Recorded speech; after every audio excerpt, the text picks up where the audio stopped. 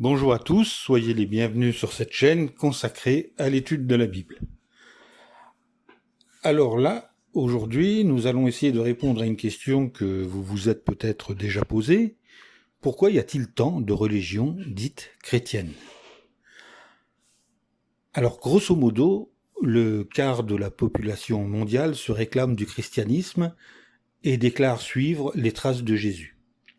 Toutefois, cela n'empêche pas cette fraction de l'humanité d'être gravement morcelée.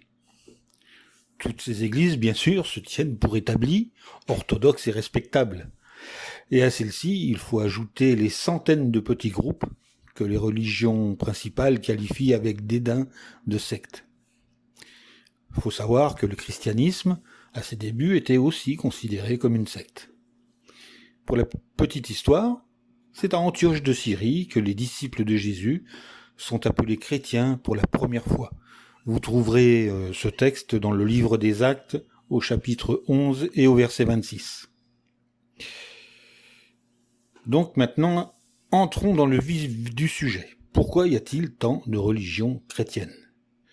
Eh bien, pour avoir la réponse, comme à notre habitude, nous allons consulter les Saintes Écritures. Nous allons aller dans le livre de Matthieu, dans l'évangile de Matthieu, au chapitre 7 et le verset 13 et 14. Je vous invite à suivre avec moi ces lectures de versets dans vos propres exemplaires de la Bible. Donc, dans les versets 13 et 14, nous lisons « Entrez par la porte étroite, car large est la porte, grande est la route qui mène à la destruction, et beaucoup entrent par elle. Alors qu'étroite est la porte, petite est la route qui mène à la vie, et peu de gens la trouvent. » Que nous dit le Seigneur Jésus dans ce passage ? Tout simplement qu'il n'existe en réalité que deux religions, la vraie et la fausse. La fausse étant composée d'une multitude de confessions différentes, tant non chrétiennes que dites chrétiennes, qui ne forment en réalité qu'une seule et même large route menant à la destruction. Mais une question se pose. La route étroite ne représente-t-elle pas les différentes confessions chrétiennes et la route large et spacieuse, les religions non chrétiennes ? Eh bien, pour cela, nous allons continuer à approfondir les Écritures. Et nous allons lire, toujours dans l'évangile de Matthieu, au chapitre 13 cette fois, les versets 24 à 30. Il, le Seigneur Jésus, leur proposa une autre parabole, et il dit : Le royaume des cieux est semblable à un homme qui a semé une bonne semence dans son champ. Mais pendant que les gens dormaient, son ennemi vint, sema de l'ivraie parmi le blé, et s'en alla. Lorsque le blé eut poussé et donné du fruit, l'ivraie parut aussi. Les serviteurs du maître de la maison vinrent lui dire : Seigneur, n'as-tu pas semé une bonne semence dans ton champ ? D'où vient donc qu'il y ait de l'ivraie ? Il leur répondit : C'est un ennemi qui a fait cela. Et les serviteurs lui dirent : Veux-tu que nous allions l'arracher ? Non, dit-il, de peur qu'en arrachant l'ivraie, vous ne déraciniez en même temps le blé. Laissez croître ensemble l'un et l'autre, jusqu'à la moisson. Et à l'époque de la moisson, je dirai au moissonneur : Arrachez d'abord l'ivraie et liez-la en gerbe pour la brûler. Mais amassez le blé dans mon grenier. Alors, on va pas faire un cours de botanique, mais on va regarder un peu ce qu'est l'ivraie. Or, l'ivraie est une mauvaise herbe. Dans l'exemple choisi par Jésus, là, on pense qu'il s'agit de l'ivraie barbue, une espèce de la famille des graminées.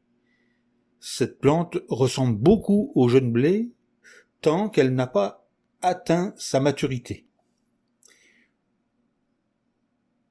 Voilà. Donc, avant de continuer, rappelez-vous ce que Jésus nous dit dans Matthieu chapitre 7, le verset 13, à propos de la petite route. Jésus nous dit que peu de gens la trouvent. Donc, dans ce passage, l'exemple qui est choisi par le Seigneur Jésus est vraiment judicieux. Comme on l'a vu, l'ivraie ressemble beaucoup au blé, et comme il est très difficile de la distinguer du blé tant qu'elle n'a pas atteint sa maturité, Jésus recommande de les laisser croître jusqu'à leur maturité. Et là seulement on pourra faire le tri. On comprend donc que dans ce passage, le diable sème une sorte de contrefaçon du blé, une contrefaçon du christianisme en quelque sorte. Mais que représente le blé et l'ivraie ? Continuons à creuser la parole de Dieu. Nous allons lire, toujours dans l'évangile de Matthieu, au chapitre 13, les versets 36 à 39. Alors Jésus, renvoya la foule et entra dans la maison.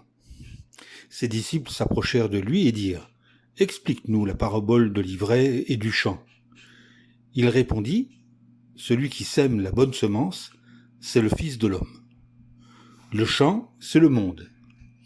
La bonne semence, ce sont les fils du royaume. L'ivraie, ce sont les fils du malin. L'ennemi qui l'a semé, c'est le diable. La moisson, c'est la fin du monde. Les moissonneurs, ce sont les anges. » Que nous explique le Seigneur Jésus dans ce passage ? Il nous dit : celui qui sème la bonne semence, c'est le Fils de l'homme, c'est-à-dire Jésus lui-même. Ensuite, Jésus nous dit : la bonne semence, ce sont les fils du royaume, c'est-à-dire le vrai christianisme, les vrais chrétiens. Ensuite, il nous explique ce qu'est l'ivraie. L'ivraie, ce sont les fils du malin, c'est-à-dire une contrefaçon du vrai christianisme, les faux chrétiens. Ensuite, Jésus nous dit : l'ennemi qui l'a semé, c'est le diable.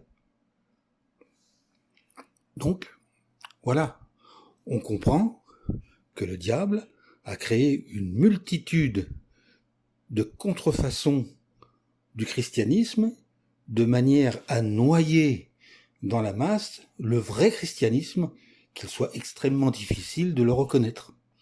Comme il est difficile de reconnaître le blé de l'ivraie tant qu'ils n'ont pas atteint leur maturité. Donc la conclusion s'impose d'elle-même. Satan cherche à égarer et à entraîner avec lui le maximum de personnes dans sa destruction. Voilà pourquoi il a créé une multitude de contrefaçons du véritable christianisme, et cela a commencé très tôt. Considérons ensemble ce passage biblique que nous lirons dans la deuxième épître aux Thessaloniciens, au chapitre 2 et au verset 7. Dans cette lettre, Paul nous dit : « Il est vrai que cette opposition à la loi est déjà à l'œuvre en secret, mais elle restera secrète seulement jusqu'à ce que soit écarté celui qui fait obstacle en ce moment même. » Qui fait obstacle ? À qui Paul fait-il allusion ? Il ne fait pas allusion au Seigneur Jésus. Le Seigneur Jésus ne peut être écarté. Paul fait probablement allusion à l'apôtre Jean, celui des 12 apôtres qui a vécu le plus longtemps. Tant que Jean est vivant, il peut faire obstacle aux faux enseignants, aux faux enseignements que ceux-ci propagent, et qui commençaient déjà à se manifester à cette époque. Malheureusement, l'apôtre Jean n'est pas éternel, il finit par mourir. Il n'est plus là pour faire obstacle à ce déferlement de faux enseignements, gnosticisme et autres. Et arrive ce que Paul nous dit dans sa deuxième lettre à Timothée, au chapitre 4 et au verset 3. Paul dit : « Car une période viendra où ils ne supporteront pas l'enseignement bénéfique, mais selon leur propre désir, ils s'entoureront d'enseignants pour se faire caresser l'oreille. » Et c'est exactement ce qui s'est produit. Nous vivons une époque où une foison d'églises se réclamant du christianisme existent et où il est très difficile de reconnaître laquelle est la vraie. Alors une question se pose. Comment reconnaître le vrai christianisme ? Eh bien, je vous propose de découvrir ça prochainement dans une autre vidéo, dans un autre discours. En attendant, je vous souhaite une bonne journée et une bonne méditation sur ce qui vient d'être dit. À bientôt.